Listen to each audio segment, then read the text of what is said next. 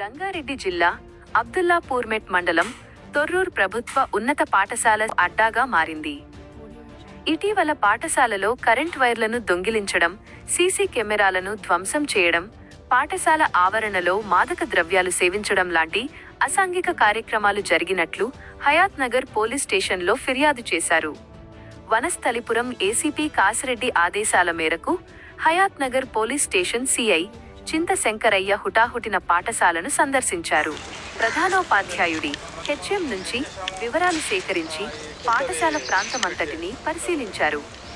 ఈ సందర్భంగా సిఐ శంకరయ్య మాట్లాడుతూ, ఇక ముందు ఇలాంటి సంఘటనలు జరగకుండా కఠిన చర్యలు తీసుకుంటామని, పాఠశాల పరిసరాల్లో నిఘా పెంచుతామని చెప్పారు.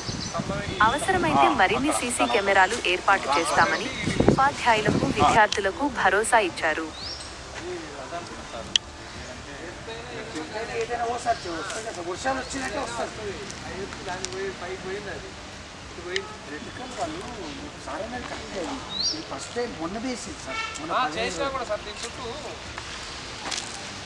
ఇప్పుడు ఆ గోడ కట్టమన్నాడు, ఈ గేట్ కూడా తీసి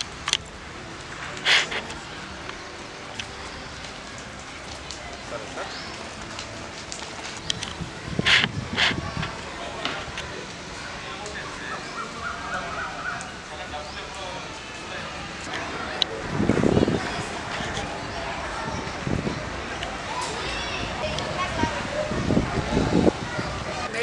ఆ ముద్దలోకి అయిందని అమ్ముకున్నాం.